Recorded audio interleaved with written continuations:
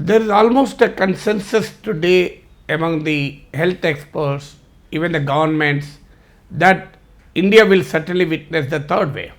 So, how severe the third wave will be, when will it occur, are the questions that remain.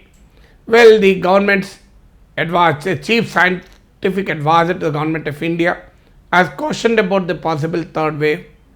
A Reuters study of the 40 top medical experts revealed that 85% of those surveyed felt that the India will witness the third wave sometime in October.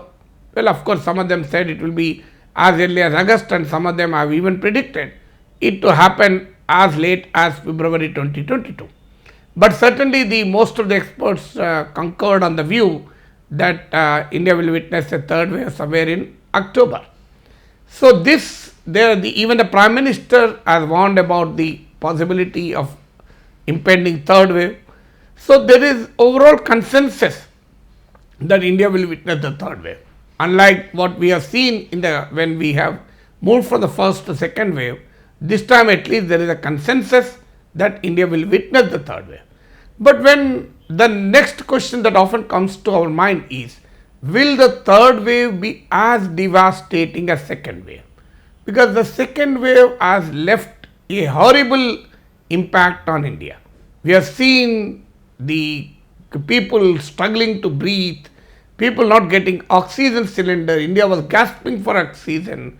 The beds were not available. Even if you have very good contacts also, you can't fetch a bed for your loved ones. Crematoria we had long queues. Unbelievable scenes we have witnessed in the second wave. The daily new cases have touched 4,14,000 cases. So, this was the fatal situation during the second wave. So, obviously, this raises another question: will third wave be as severe, as devastating as second wave? Well, the overwhelming scientific opinion as of today is that it may not. Why? Because if the third wave has to be as devastating as second wave, three things should happen.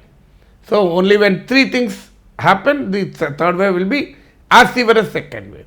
The first one is the people who are already infected in the last 1 year, at least 1/3 of the people who were already infected should lose the immunity they have gained by infection.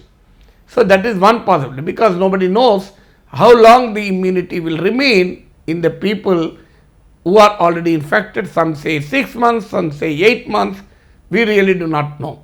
So, at least 1/3 of those who are already infected by the COVID-19 should lose the immunity. That is number one. Second factor is the emergent COVID variants should have an R factor of 4.5. What does it mean? R factor is a measure of transmissibility of the virus. How many people one affected person will pass on the virus to? So, that is called the R factor.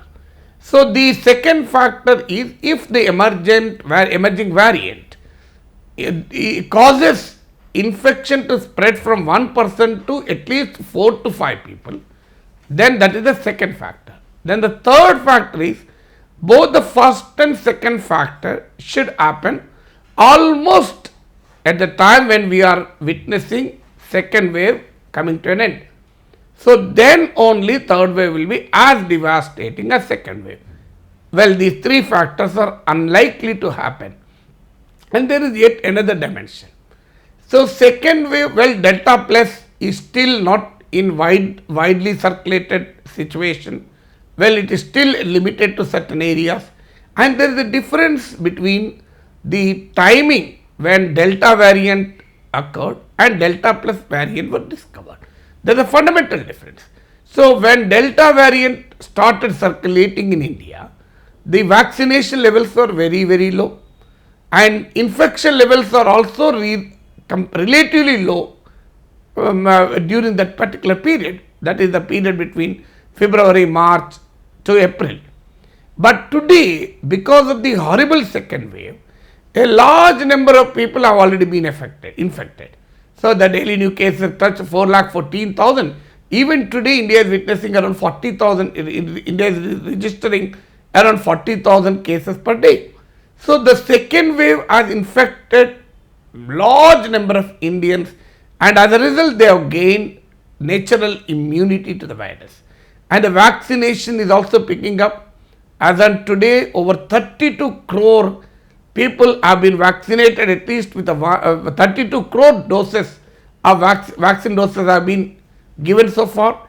So there is a faster pace of vaccination which we are witnessing. By the time when the second wave ends and possible third wave begins, well, India will vaccinate more number of people also. So therefore, the third wave as of now may not be as severe as second wave, but there are certain caveats. There are certain ifs. What are those ifs? A, if the new variants are not more infectious and more lethal. Nobody knows, because the virus has a natural tendency to undergo mutation. There is no guarantee that every mutation will be more severe or more infectious than the earlier ones, but it is possible. So that is the first possibility, first if.